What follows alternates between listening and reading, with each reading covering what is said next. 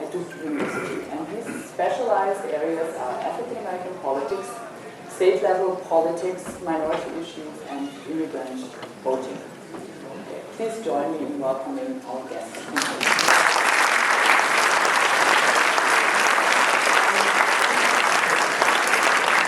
Thank you for being here. As a first warm-up, and maybe also to start in a chronological order from now, I would like to have you evaluate the first Obama presidency. And I would like to ask you what grade you would actually give President Barack Obama. Is he a solid B+ or rather a C-? What do you think? I'm an expert on foreign policy, so I have no clue about domestic politics. Foreign policy, I think he has a mixed record. He hasn't done that bad, but not as good as a lot of people expect.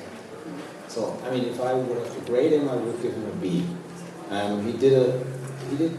He achieved pretty much in the field of nuclear disarmament, although I never liked the idea of global zero, but I have to give him credits for really pushing the agenda. I think the way the administration handled the Arab Spring was pretty bad. He put probably transatlantic relations back on track, although there are a lot of difficulties. So it's a mixed record. B-. For foreign policy. Yeah, right. Now, another expert in foreign policies and international politics. Well, do you agree with the B or? I think probably B+. He got us out of two very unpopular wars, at least out of one unpopular war. He's getting us out of a second war, which isn't going anywhere. He's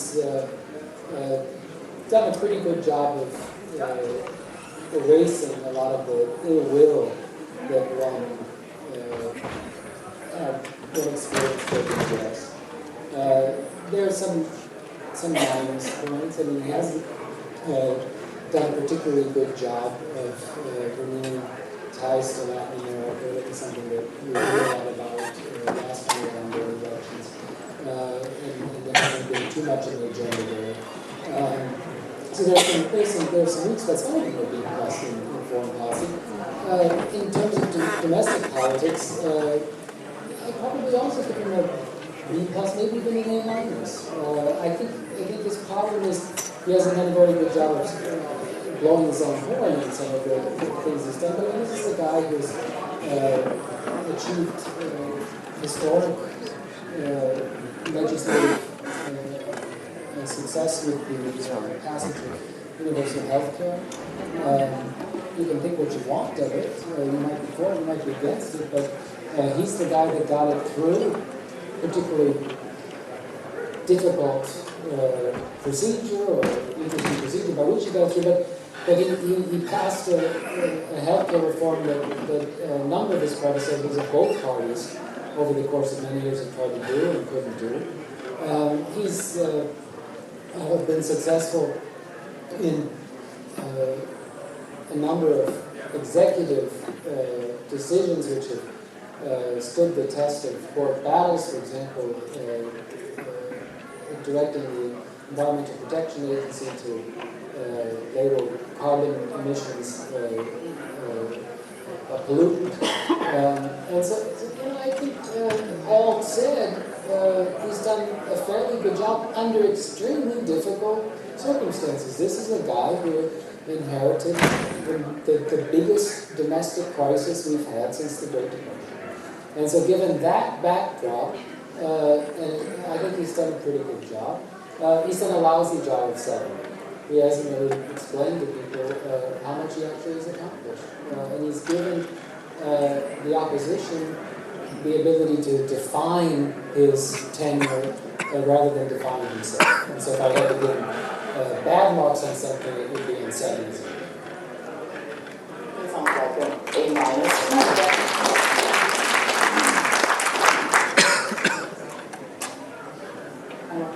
Yes.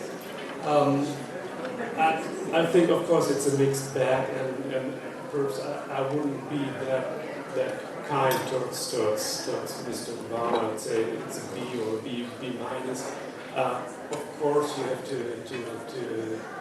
see that he inherited the big crisis, and he was able to preserve the United States from being probably much lower in economically wise.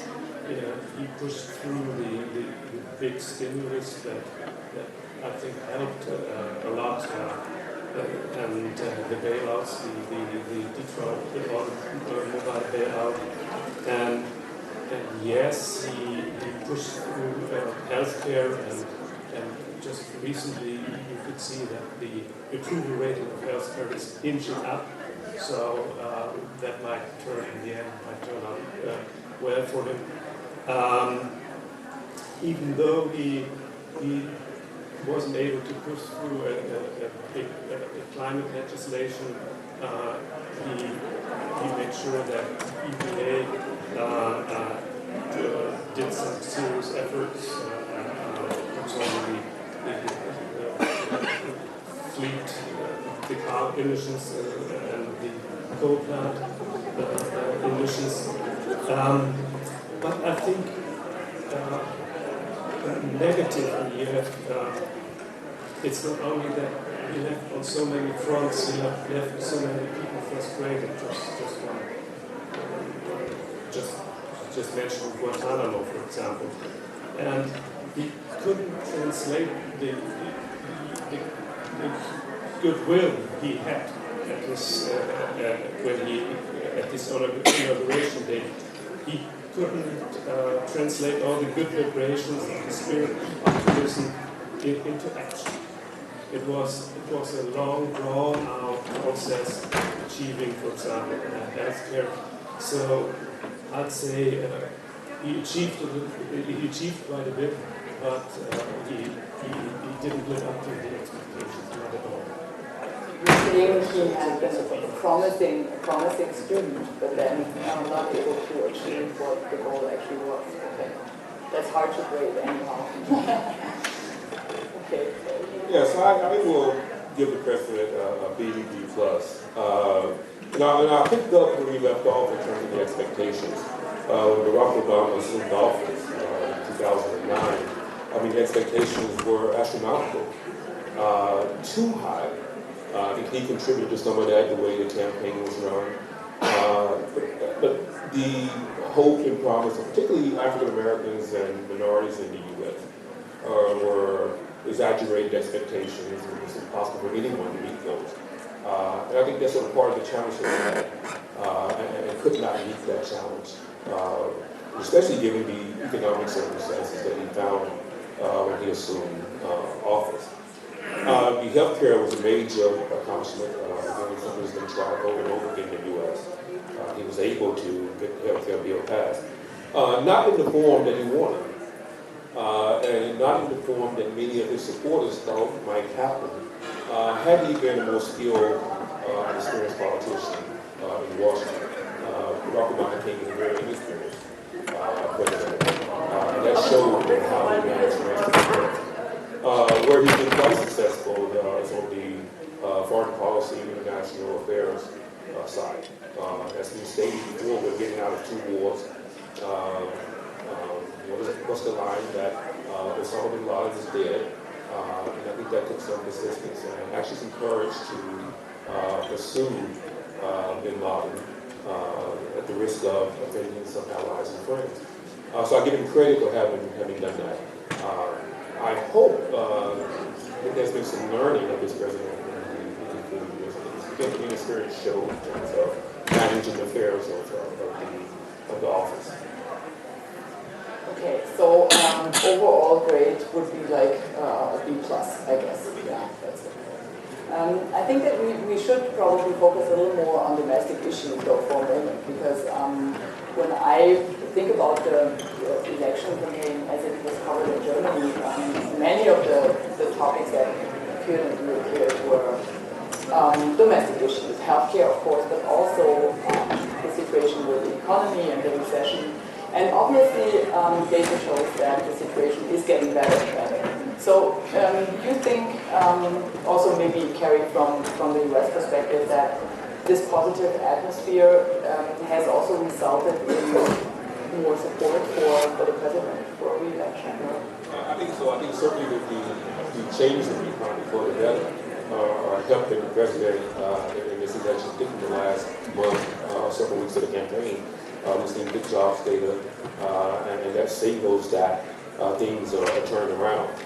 There seems to be some enthusiasm in the markets, in Wall Street. I think that helps the president's cause as well. You also have to keep in mind that he's working against a Congress, Republicans in the Congress, who have stated that their goal is to see him fail and to obstruct. So he's working against that opposition in trying to achieve some of his agenda. But I do think the uptick in the economy has helped him make a difference tonight. So thinking about constituencies also, and actually different groups of voters. Some are more concerned with the economy than others, of course, and we heard a lot about the ground games in Ohio in the last couple of days and the blue-collar workers. I think that we should also talk a little bit about the changing demographics. We covered that a little bit also this afternoon in another talk, because it's really interesting to see how maybe also from the last election to this election, demographics actually have a very big influence. So I think that maybe you can explain that a little bit, Carrie, how with a different population overall, also Barack Obama might serve a specific constituency. I think the change in demographics in the U.S. is the story of this election. That's what it was in 2008 election. In my home state of North Carolina, since 2008, the increase in Latinos who are registered to vote is 60 to 100,000 new Latino voters since 2008.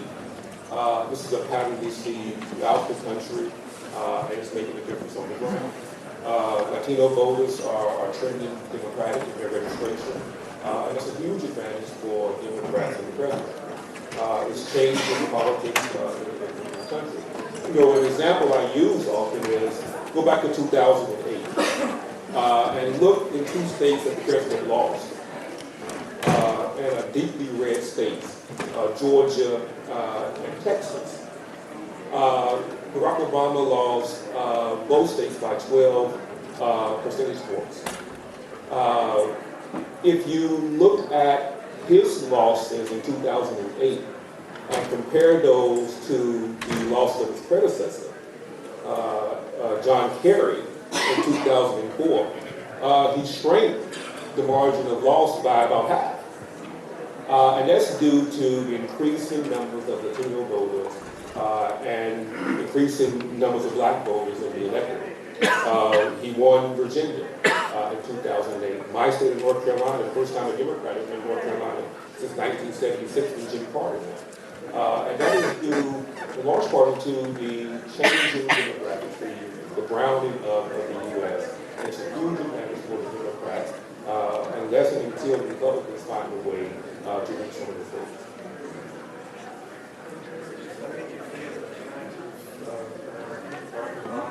Wins in Virginia, that would be a clear sign of this demographic change because you still have the conservative white